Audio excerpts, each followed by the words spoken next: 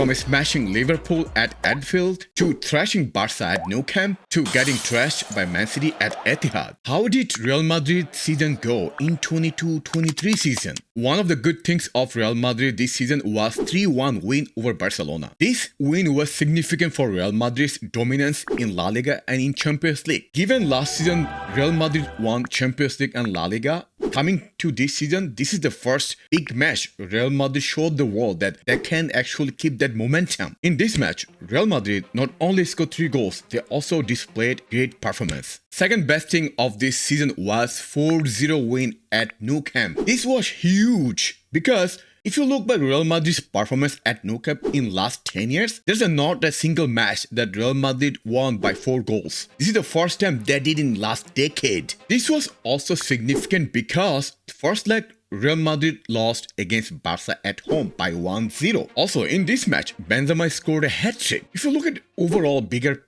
scheme, I think this was huge because as a fan of Real Madrid, we haven't seen this type of win against Barca in a long time. If you see last 10 years, there's a lot of big loss against Barca. We lost against Barca by 6-2, 5-0, 4-0 and so on. So winning against them by 4-0 is a moral boost. Being said that, I would say I would be more excited if we would score 4 goals against strongest Barca side. This side that played this game was not the best Barca side. In fact, a lot of their key players were injured, like Dembele, Pedri and so on. Third best thing of our season was Copa del Rey win. We haven't won Copa del Rey since 2014 season. And in this Copa del Rey is more significant because we have beaten Atletico and we have beaten Barca and we won the final. But the best moment, the best match for Real Madrid was the 5-2 win against Liverpool at Anfield. This is hands down the biggest achievement of our season.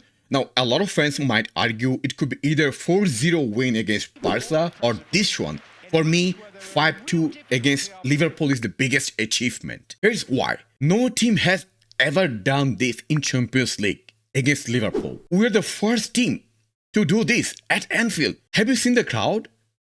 Oh my god, I haven't seen this in my whole life. Whole crowd got silenced. This is also remarkable, not just for 5-2 win. It's also the way the match went.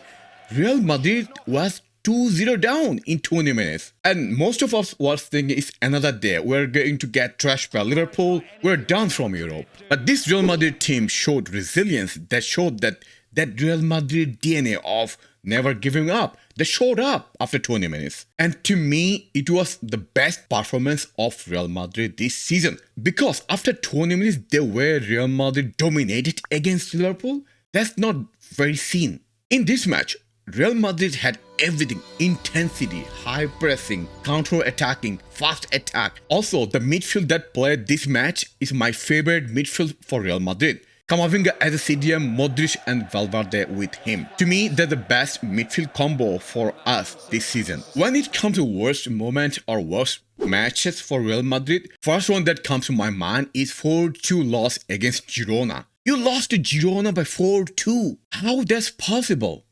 Another bad moment for Real Madrid was the loss against Barca at Supercopa. Coming to this match, Real Madrid was the favorite, but Barca totally annihilated Real Madrid. And this match was the first match that gave us some cue that we cannot play Cruz as a CDM.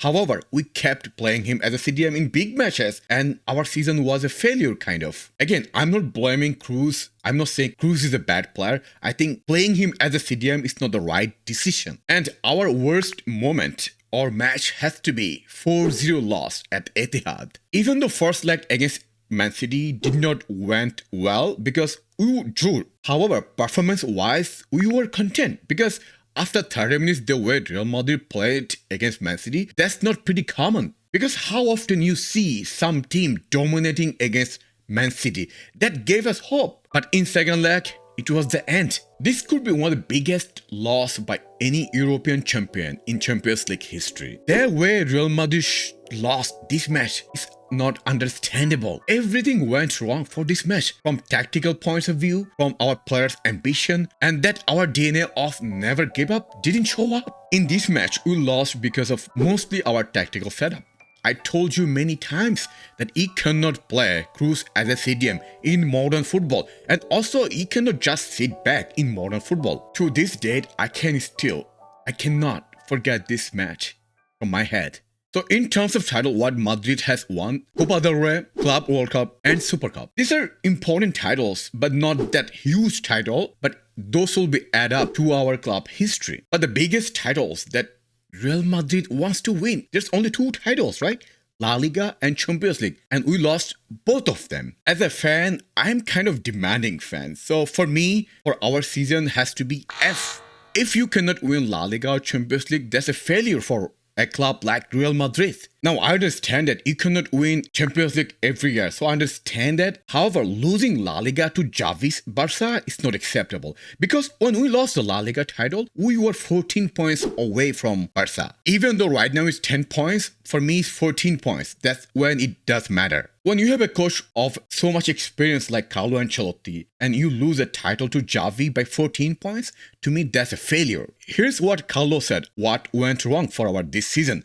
We lost our focus after losing Clásico. Our players weren't at the same level after the World Cup. Barcelona had more consistency. So who is Real Madrid's best player of the season? It has to be none other than Vinicius Jr. Vinicius had 23 goals and 21 assists. So 20 plus goals, 20 plus assists. I don't think we even have to discuss who is our best player this season.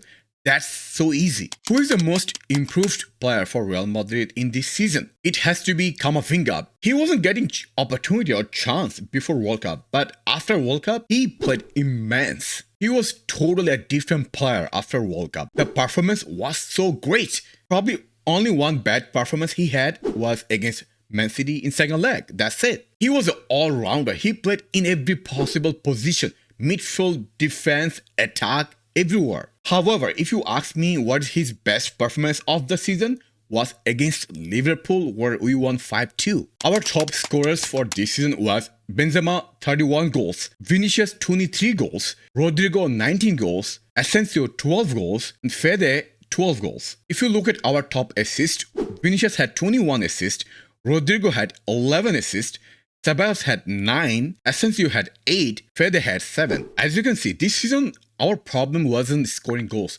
Our problem was defending. Our problem was conceding goals. If you look at our defense, like we have strong defenders. Militao, Alaba, Rudiger, that's pretty strong defense in terms of center back. However, if you look at our fullback, there's almost none. Carvajal is out of form. I think he had only one good match this full season. That's it. Left back Mendy was injured almost full season. Camavinga had to play left back, which is not his ideal position. I think that's a waste of talent. And if not for Courtois, our season would be worst. So overall, as I said before, our season is a failure to me. So let me know, what do you think? Do you think our season is a failure or acceptable or is a success?